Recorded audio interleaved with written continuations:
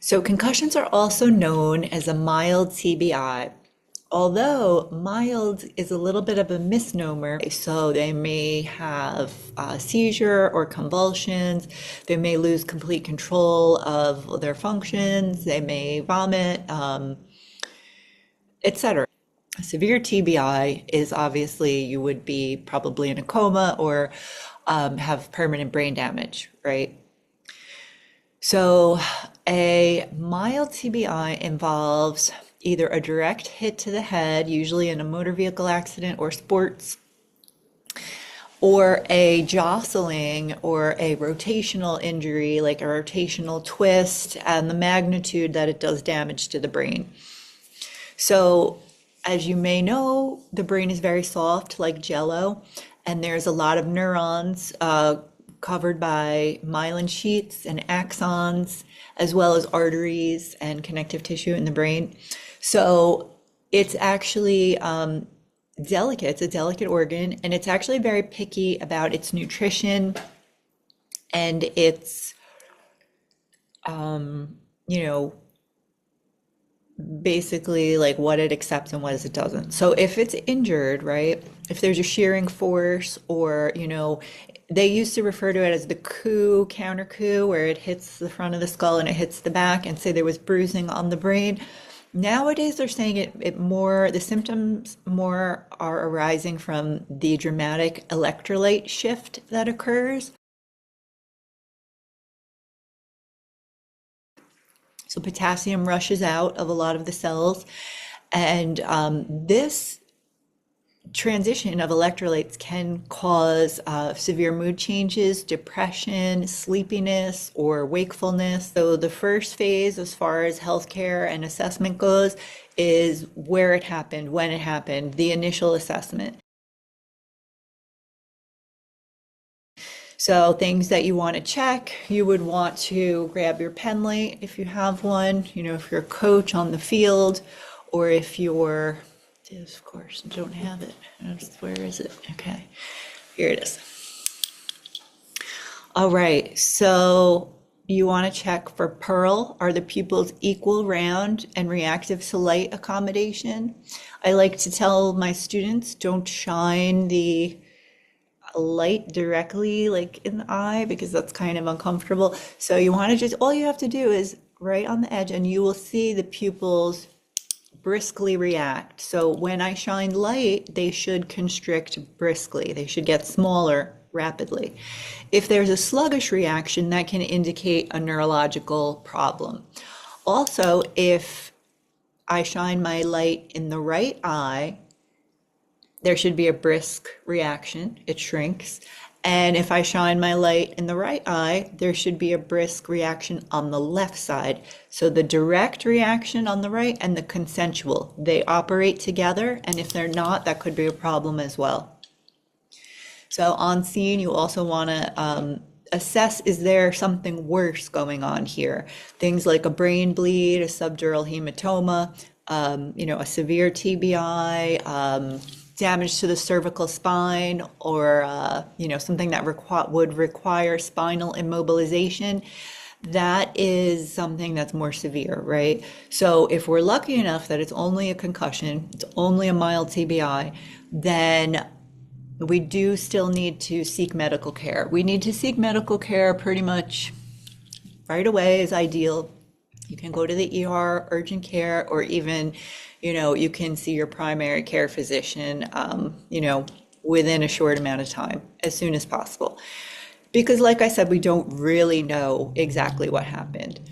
So on scene, you also might want to ask them a few questions, such as, can you tell me your full name? What sport were you playing? What's the date today? What holiday's coming up? Things like that. What was the score? To really get an idea of their orientation status. Further in depth, if you wanted to, you could check their motor skills. Are they able to, fully move? Can they track your pen light with their extraocular muscles? Can they squeeze your fingers equally? Is their strength equal on both sides? This is just determining that it is in fact mild. So once you arrive at the next level of care, they may, if they deem it necessary, they may do a CT scan. That is one of the more commonly ordered tests for a mild concussion, for a mild TBI. And this will determine if, there was any damage that's visible. So in office, they're going to do more extensive testing. They're going to do the same things you did in the field, plus more. They may do vertical saccades where they will hold their fingers about 6 inches apart and say, okay, look straight ahead and go back and forth from my right to my left finger. So, and if this causes symptoms, that would be a problem. They may not be able to do it, or they may say it gives them a headache, whatever the case may be. So vertical saccade, and then we have a horizontal saccade, same thing. Look back and forth at both of my fingers without moving your head and see if they can do this relatively rapidly with no issues. They should be able to.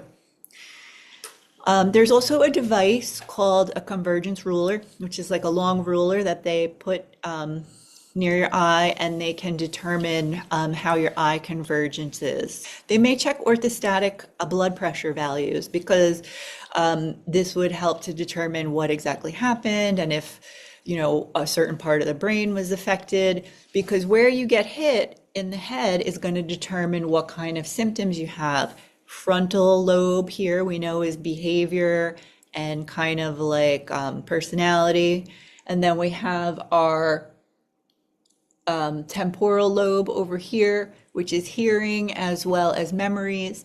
And then we have in the back, you have the cerebellar area, which is movement. So depending on what area got jostled or directly hit, that will, determine what are the symptoms this patient is experiencing. So here, this is some red flag symptoms. If you see any of these red flags, we're definitely staying at the hospital, or we're going to know it's something that is more severe. The treatment usually involves 2 days of rest. So 24 to 48 hours of literally doing nothing, just resting, just relaxing, enjoying yourself, depending on what causes symptoms, right? If they determine it's a mild TBI, 2 days of rest is recommended, and then progressing to very low level activity. So not moderate, not, a brisk walk or any type of workout. We're taking a long, like a 20-minute slow walk, really trying to see if anything triggers them, if anything causes symptoms.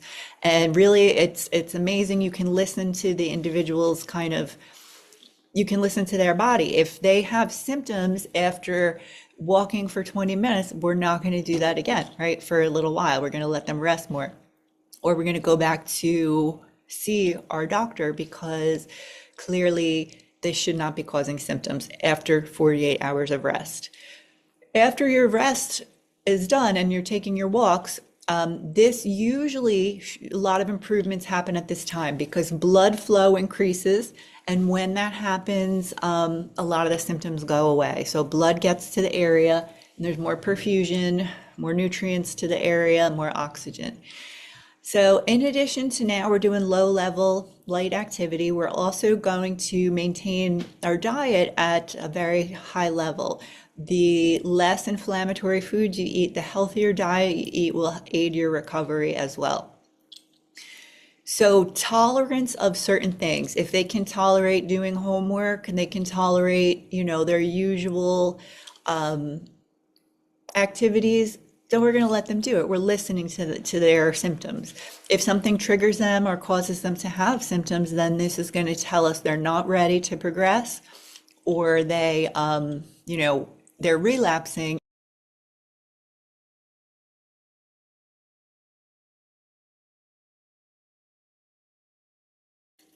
So very interestingly, the NFL has a return to play protocol for their players that involves a team of people that know the patient beforehand, right? They know their personality, they know their typical affect, their mood, and they can tell if there was any neurological changes after a hit to the head.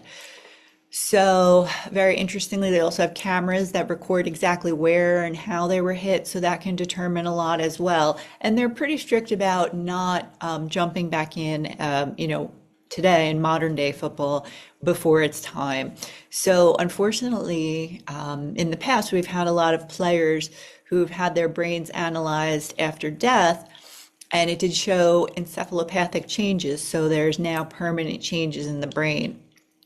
And usually it's very negative. For example, their mood was permanently altered and they ended up, committing suicide, or just after death, they found out that they had like the brain of a 90-year-old patient with dementia. So it does definitely have effects to your brain. If you have one concussion, you should really sit down and carefully weigh your options. Are you going to continue to play this sport? Because if you did happen to have another one, then we have two hits to the head, and oftentimes it's not worth it. So if you do get injured, my personal advice would be to think about other sports that you would enjoy just as much if they exist, and try to convert over to those, because really it's not worth the risk, right, of permanent brain damage. But again, usually the brain is a miraculous organ and it heals very well. It heals itself, and a little bit of rest, and then with some, health behaviors as well as light activity, you can really, really recover very, very well.